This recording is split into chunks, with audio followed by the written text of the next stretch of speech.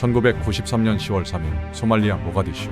이 도시는 더 이상 국가의 기능이 작동하지 않는 무정부의 도시였다. 시장 거리마다 무장 민병대가 총기를 들고 배회했고 유엔이 보낸 구호 식량 군벌 모하메드 파라 아이다이드의 소나기에 장악돼 있었다. 국제사회의 지원은 좌절되고 있었고 미군은 유엔 평화유지 임무를 수행 중이었지만 그 실상은 특수전 작전에 가까웠다. 미국은 아이다이드의 신복들을 제거함으로써 군벌 체계를 와해시키고자 했다. 이를 위해 특수작전부대가 투입된다. 델타포스, 제75레인저 연대, 그리고 제160 특수작전 항공연대, 일명 나이트 스토커가 이 작전을 맡았다. 작전명은 고딕 서펀트. 목표는 간단했다. 아이다이드의 측근 2명을 생포한 후 험비 수송대로 본부까지 안전하게 이송하는 것. 15시 32분 블랙호크 헬기 편대가 모가디슈 시내 상공을 가로지르며 목표 건물 상공에 도착한다. 델타포스 요원들이 건물 내부로 침투하고 레인저 부대가 외곽 방어선을 형성한다.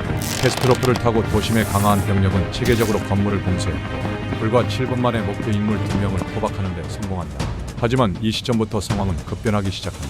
민병대는 무전망을 통해 미군의 진입을 인지하고 RPG와 기관총으로 무장한 병력 수백 명이 시가지를 가득 메우기 시작한다.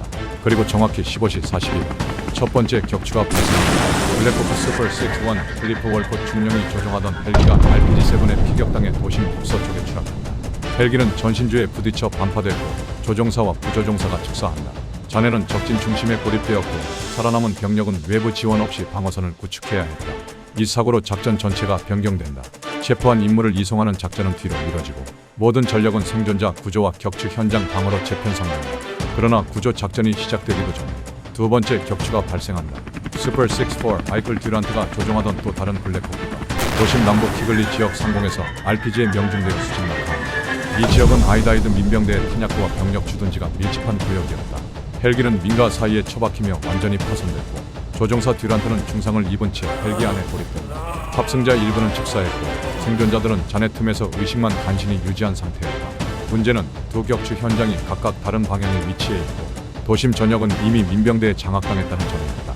지상 수송대는 좁은 골목과 미로 같은 시가지 때문에 정확한 경로를 확보하지 못했고 공중에서도 더 이상의 병력 투입은 극히 제한적인 상황이었다. 상공을 선회 중이던 델타포스 저격수팀이 극단적인 결단을 내린다. 게리 고든 상사와 랜디 슈거트 병장 두 사람은 듀란트가 고립된 슈퍼 64 추락 지점으로 강화를 자청한다.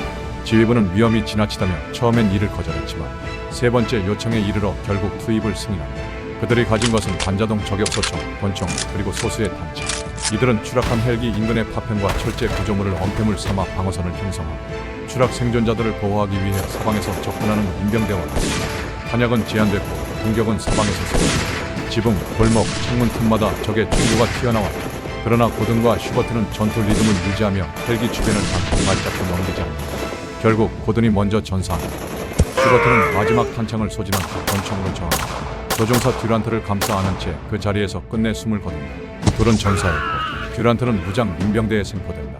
다음날 이 장면은 세계 언론에 실시간으로 전해진다. 피투성이가 된 채 민병대에 둘러싸여 끌려가는 미군 조종사의 모습은 전 세계를 충격에 빠뜨렸고 미국 내 여론은 작전에 대한 강한 비판과 분노로 번져간다. 그러나 내부적으로는 달랐다. 델타포스 두 병사의 헌신은 전설로 남았고 미국 정부는 이들에게 최고 무공훈장인 명예훈장을 추서한다.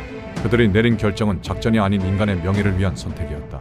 전우를 두고 떠나지 않겠다는 그들의 결심이 전장을 지배했다. 한편 지상 수송대는 새벽이 되어도 철수하지 못했다. 도심은 여전히 사방에서 교전을 벌이는 360도 시가전 상태였다. 결국 유엔군의 지원이 도착한다. 파키스탄군의 장갑차와 말레이시아군의 APC, 토우 차량이 시가지에 진입하고 생존자들을 탑승시켜 퇴로를 개척한다. 하지만 모든 병력이 차량에 승차하지는 못했다. 수십 명의 미군은 장갑차를 따라 도보로 철수해야 했다. 1.5km 구간을 달리고 부상자를 구축하며 철수한 그 뒤 훗날 모가디슈 마일 1라 불리게 된다. 전투의 결과는 참혹했다. 미군은 18명이 전사했고 73명이 부상을 입었다. 그중 델타포스 소속의 고든 상사와 슈거트 병장은 전우를 지키기 위해 자원 강화한 끝에 전사했다. 마이클 듀란트는 생존한 채 포로가 되었지만 외교적 협상을 통해 11일 만에 무사히 석방되었고 이후 군에서 회복과 복무를 이어갔다. 미군이 자랑하던 UH-60 블랙호크는 2기가 완전히 격추됐고 또 다른 2기는 심각한 손상을 입었다.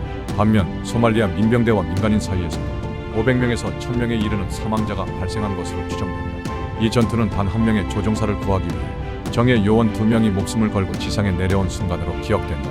그리고 그것이 바로 현대전에서 가장 극적인 전우회의 실현이었다. 모가디슈, 그곳은 현대전 교리의 전환점이자 미국 대외작전 전략의 방향을 근본부터 바꾼 상처였다. 전쟁은 명령으로 시작되지만 전설은 누군가를 끝까지 지키겠다는 의지로 완성된다.